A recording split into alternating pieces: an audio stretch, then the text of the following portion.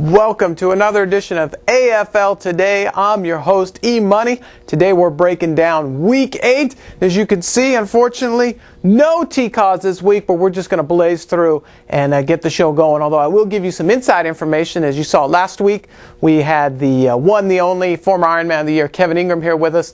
And Kevin promised to bring Silas Demry with him in the next couple weeks here for AFL Today. So stay tuned. That's going to be a great show. All right, let's move on. Week 8 in review here. Let's break it down. A lot of good games, a lot of great action, and we're just going to go fast and furious here this week and get it done. First game on the docket, New York takes a trip to Orlando in the jungle, and this time the jungle is Orlando's friend as they come up with the victory, 52-47.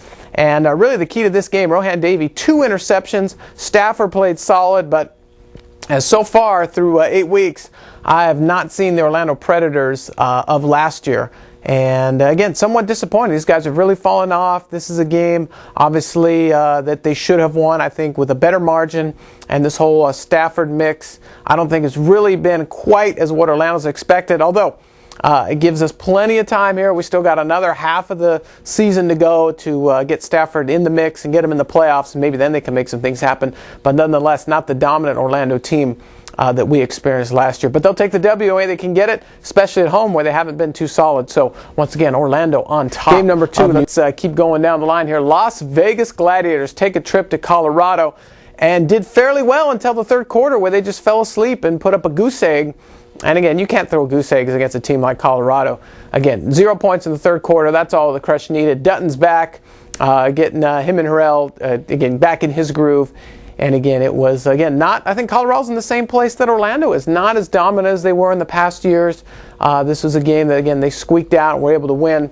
Again, only by a 10-point margin, considering that Las Vegas didn't put any points in the third quarter. But I think Las Vegas is slowly improving, even with this loss. But again, Colorado not as sharp as they have been, and who knows if they will turn that around in time for the playoffs. Moving on, let's get next game on the docket here. Arizona Rattlers have finally woken up, and Bonner is back, folks. That's right, Arizona 83 when they take a trip to the hostile Utah Blaze, come out 83-69. And I think the keys to this game, nonetheless, obviously, Bonner is back. 9 TD receptions. Randy Gatewood back, 5 TDs. Also doing well on the other side of the ball is a great Ironman. And the Blaze, again, finally got bitten. And it's no secret, the Blaze do not have a great defense. And again, they just come with Cy Burley and come to Jermaine and company, come to outscore you. And this time, Bono's too much. I think Bonner really, really wanted to play solid in front of his old coach, Danny White, and that he did. So welcome back.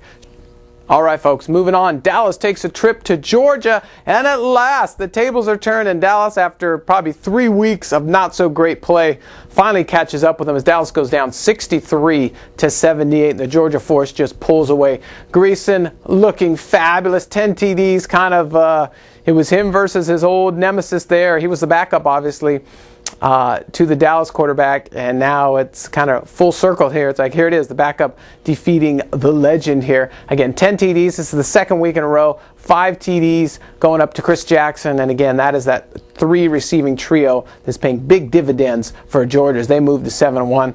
On the other side, Dallas with Dozell. Again, Will Pettis finally had a bad game. I know I've been on the Will Pettis bandwagon for the last 8 weeks, but this was not a game that he liked to remember, and it turns out that safety, as he returned the ball out of the end zone and went back in the end zone, that really proved to be the difference. So I think for this game, as Dallas, again, all those bad games finally caught up with them. All right, moving on, let's get to the next game. Here we go. The Chicago Rush take a trip to Grand Rapids and just demolish Grand Rapids 75-54.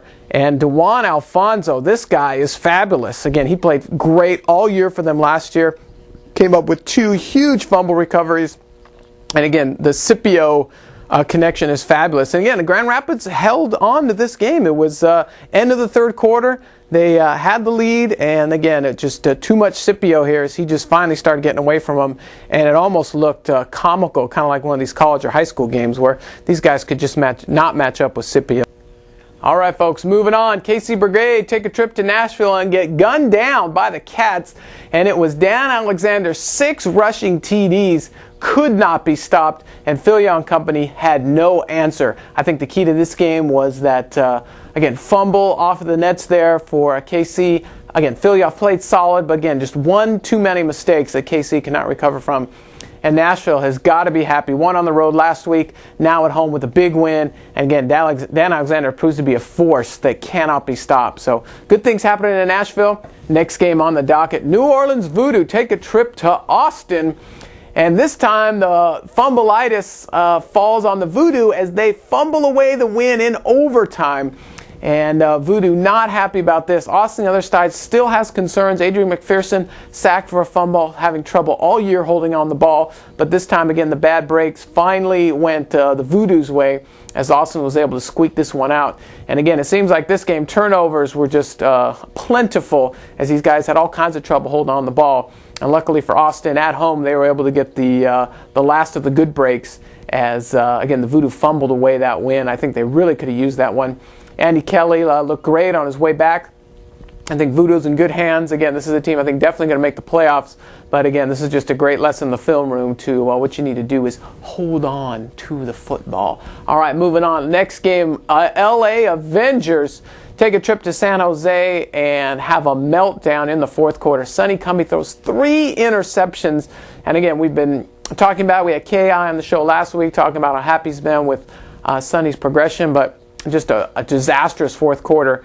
And San Jose proving that they are unstoppable at home. Mark Grebe looked fantastic. I don't know what it is about that San Jose stadium, but Grebe is just perfect, picture perfect all year there. And here's another key to point out.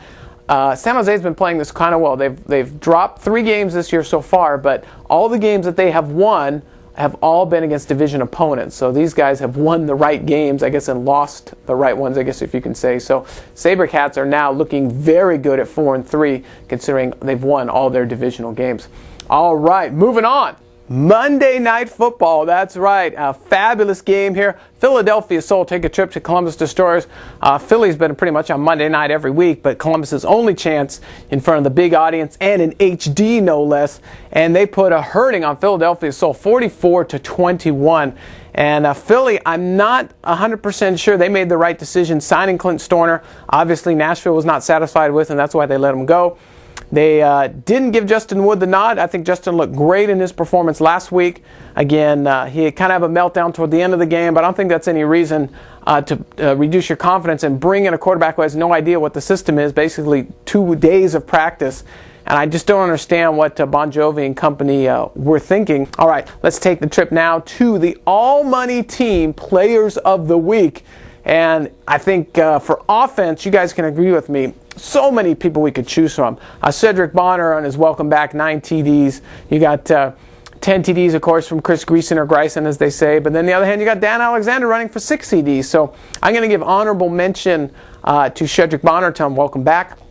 On the other side of things, I'm going to give a co-1, give it to Dan Alexander and to Greason because I kind of shunned Greason last week, but second week with 10 TD performance, got to hand it off to him. Of course, they got the win as well, and also give it to Dan Alexander for 6 rushing TDs. Ironman, that's an easy one. Wasn't Will Pettis this week, that's for sure. Randy Gatewood, welcome back. Gatewood, 5 TDs, also had a presence on defense. Got to give it up to Randy there.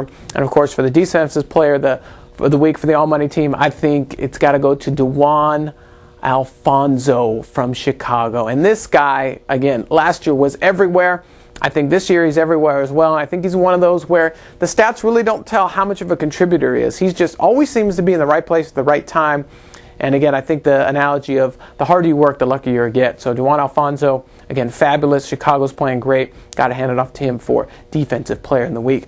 All right, folks, it was fast, it was furious, but that wraps up this edition of AFL Today, Week 8 in review. Make sure to join us in the next couple weeks here as we're going to have big stars from the Arena Football League joining us. Silas Demery will be in studio here in a couple weeks, but until then, we look forward to next week's action of Week 9 as all the full coverage happens right here on AFL Today, and we'll see you next week. I'm Evan Money. God bless, everybody.